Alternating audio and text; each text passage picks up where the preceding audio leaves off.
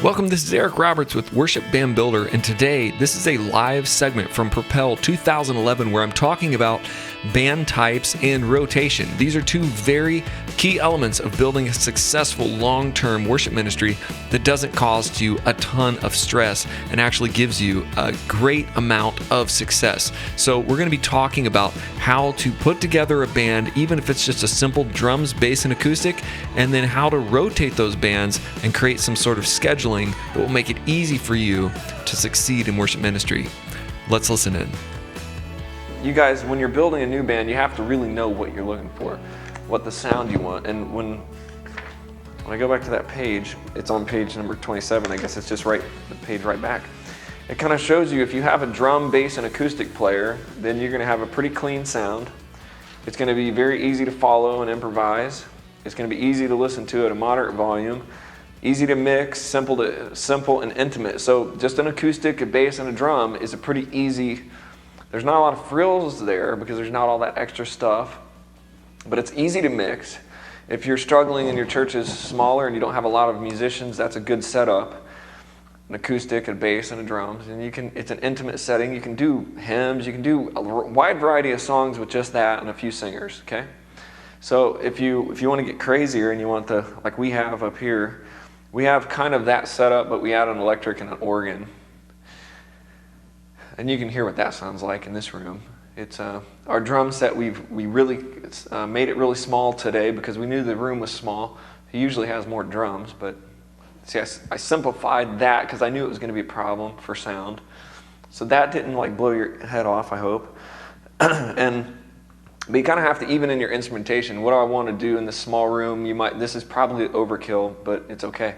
But if you had a worship band in a church this size, this is a simple enough setup. But that's what this page number 27 is. It's all about what you're going to have, and then when you put that together, what does that mean? I know when you try to put two electric guitars together, it creates an enormous problem. If you don't have two very skilled electric guitar players, it's just a big mess. So you got electric 1 has to work with electric 2 to create a balance of rhythm and atmosphere. So one guy might be playing little dee-dee-dee-dee, the other guy's playing down low. Okay? And I might show you some of that stuff in our next session, but just think through what you have now and then what you want, and then write that down on that thing. This will be a good thing for you to kind of reflect on today. And so what you have, what you want, and then what you're missing. So if you're thinking, well, I'm missing, a whole bunch of guitars, or I'm missing and it can be I'm missing a sound system that's good enough, or I'm missing a subwoofer. You can tell this room had a sub, but it wasn't a big sub. So if you're going to have a really bass-driven band and do modern worship, you really need a good low sub that you can thump. I like to feel the bass drum hit my chest, not break my eardrums, but I like to feel the air move. I like to feel it. So if you want that kind of sound, you're going to make sure, okay, I have a sound system that can produce a thumping bass drum and a bass amp and stuff. So what are you missing? Just write that down. Take a few minutes. I'm kind of picking up just some of the minor stuff, but you can do that at home too. But when you find out what you want and you start to skill batch the people you have on your current team and put them into teams, then you actually can create a schedule. Like on page 29, I have a little basic schedule I used to use, and it just says, there's all kinds of ways to schedule. You can look at those and figure those out. I'll tell you what my favorite one is. Turn over to 33. Now, all the schedules before, Greg, you can have a book. There's one right out on the table, at the very end of the table. It's got red. Sorry, buddy. There's a bunch of them. There's a box too in the corner. There's a whole bunch. So what happened is, Greg got a book for all of you watching. It was amazing. It was an amazing thing. He missed it. It should have been here. I go from page 29 to page 30, and this is band schedule. Say band schedule 1, example 1, band schedule example 2, band schedule example 3, and those look pretty awesome. That's a lot of stuff that looks intimidating to me. Here's my favorite one though. Band example, team streamlined, example 4. Look at that. That's easy. There's one thing. You don't have. Here's the thing. You can go from all of this scheduling, worship leader, drums, bass, acoustic, electric, vocals, all this stuff, and you can simplify. Once you put my system in place and you have teams rotating instead of people rotating, you can just say Team Erod, Team Blue, Team Red, Team whatever you want to call them. My team was called Erod at one place. Okay, so you can just say that team, and that team is linked to a whole group of people that know they're coming that Sunday. And then if you look, there's another place on that page 32 that's the list of teams. It says, here's the team. Team Erod is me and a few other people. And then when I put them on, I usually try to rotate a tech member with the team too. You can team up a tech team with the worship team. So they always have the same sound guy, so he gets to know what they're going to do and how they're going to do, and he comes to their practices and becomes like a really good worship team member. So, but if you're not to the full team rotation, I would suggest using page 31, which is example number 3. Something basic like that, where you can call the bands a name, but then you list who's in it, and you're kind of building that team up. These are all downloadable templates on my website, so you can go there, you can log on, you can download these templates and erase my name and put your name there. This is also a great way to build teams and vision, because then you go, okay, I've got 3 teams or 1 or 2. I would start with 1 and then build to 2 and then build to, It's not like you want like a bunch of teams, you just want enough to fill your schedule.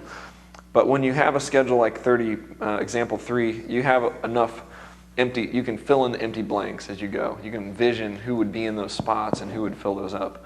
And when you get your teams really streamlined and really following you strongly, you just pop over to simple example 4, where you're calling it one calendar and just rotate them.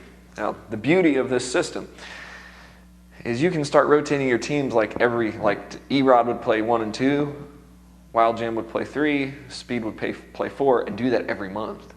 So now you don't have to really, and don't let them know that that's their month. Don't say you're going to play every 3rd Sunday, but just do that. You don't want them to be like pigeonholed into one week, but you don't have to sit there and say like, who's going to fill all these spots? You just go team, team, team, team, team, team, team, team, team.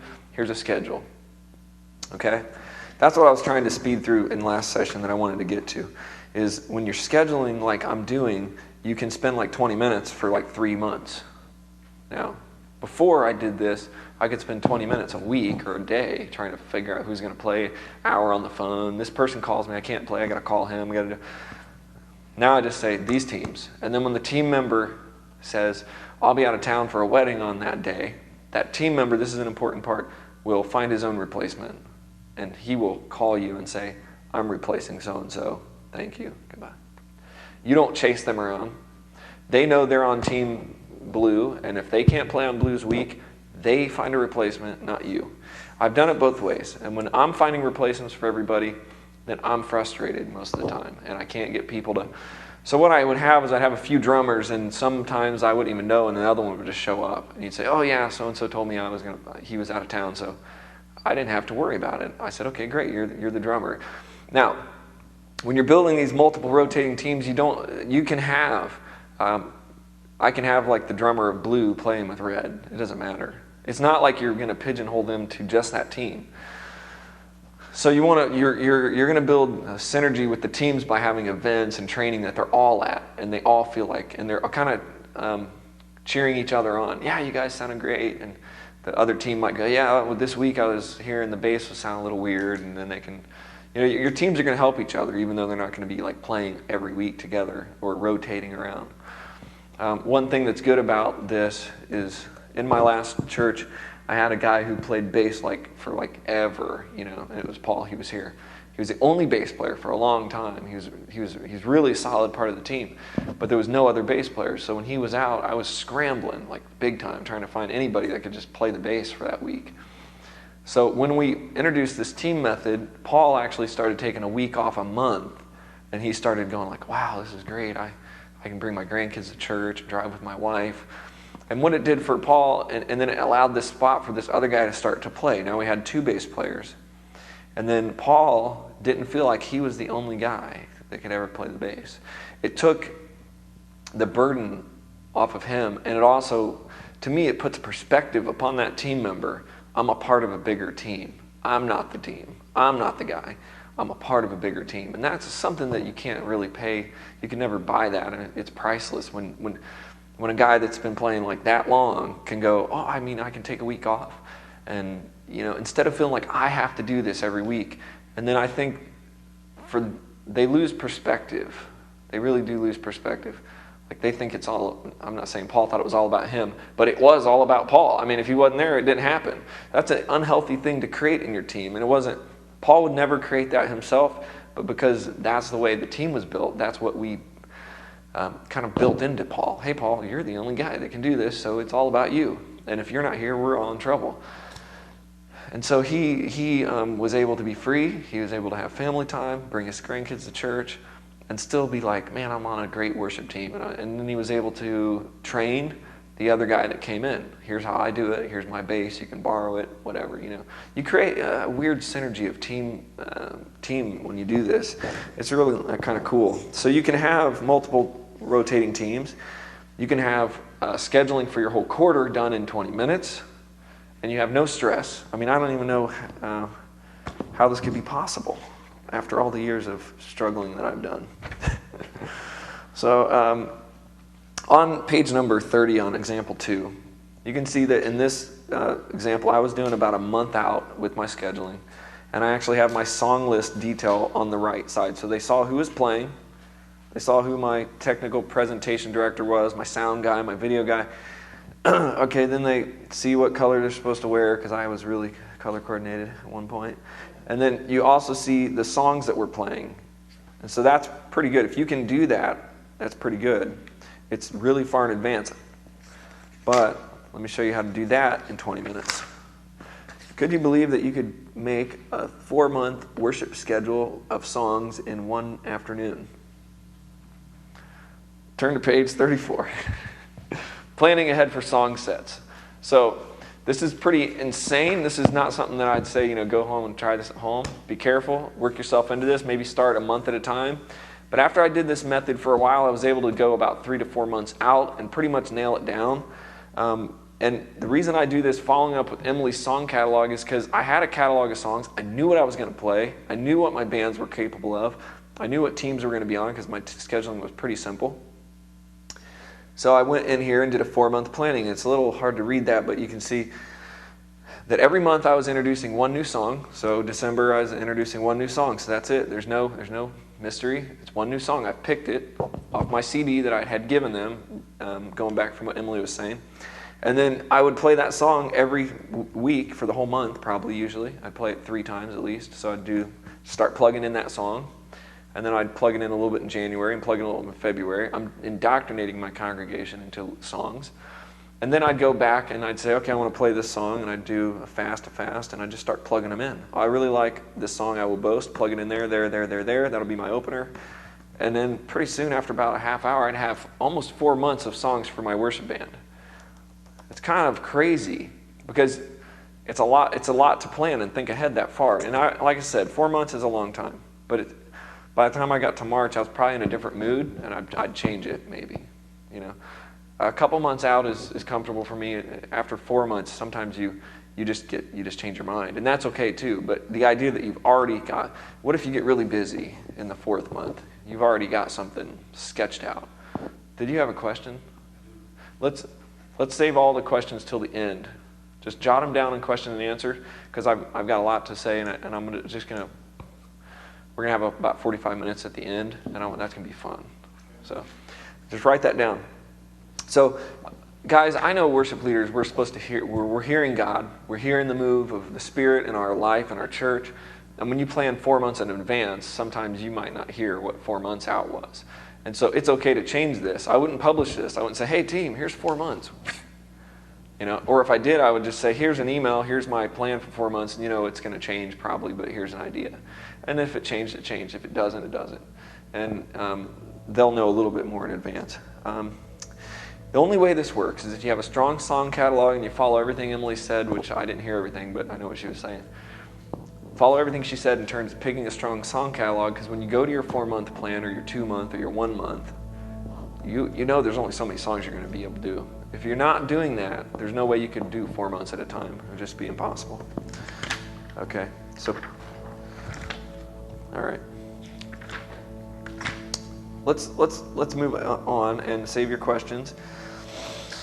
Page 38 is song tracking for teams. This is just something you can do, and you can do it in your own way. This is a real, I never really used this one that I'm using. I began to use it, but I never finished it. But it's basically, see at the bottom I have 3 teams, and then each team has a set of songs that they're working on. You know, you can break up it however you want. You can kind of put these teams, because I skill batched my teams very specifically. Some of the songs that E-Rod played, other teams wouldn't play. Some of the songs that my Wild Jam team was playing, I didn't want to play, so I didn't put them on my set list. I'm not saying I didn't like your songs, but you know, some songs are in keys or I don't like them, but I want to have a diversity in my teams and also consistency. So we would play some of their songs, but not all of them. And that's sort of, you kind of like let your teams grow like that. If this one team really latches onto this song, they're playing every couple weeks in church anyway. Let them play that song. Let them have that song and let them play it. So you can have separate song lists for your teams to some point. But as the worship leader, your main team, you need to lead the other teams in your footsteps. Pull them along, help them pick songs. I don't advise letting 3 teams have 3 separate catalogs, if that's what it sounded like I was saying. But there may be a song that one of my teams was playing that I didn't play. And I liked it like that, because then they sort of did it when they were up, and the congregation responded well, and then I did one that I liked, and it gave some, there's not that many worship songs out there that are good enough to play anyway, so it gave a little bit of flavor to the teams. And there you have it. That's my take on band rotations. And I will tell you that recently we did do this at the church at Spring Hill. We were just one main worship team rotating, but we had multiple worship leaders, but we were always rotating within the team. And this took about 6 months to implement. Now we have 4 full rotating bands, 4 drummers, 4 bass players, 4 worship leaders, and we actually rotate our audio team, our front of house team, with the band. So the worship leaders can kind of choose the front of house guy they like to work with, and that really helps. Everybody gets to know each other. This isn't going to work in every church, but it is a model that will help you go beyond just having all these random people rotating in your bands, and it will do wonderful things for you as a worship leader. If you're the worship leader or in the worship leadership team, this is probably the number one way to grow a thriving team over a long period of time with many, many people. It causes so many good things to happen in your team. If you have any questions about starting this or want to get into the nuances of this related to your specific church, your team, contact me at worshiptheking.com/support. Just go to the contact tab and let me know. I'd be happy to talk with you and help you create sort of a plan to implement rotating and training in your church. That's worshiptheking.com. I'm Eric Roberts. God bless you. I'm praying that you will have great success, and that these sessions, especially this one, will give you that thought to think bigger and think further into the future, and to think training and building your best team. God bless.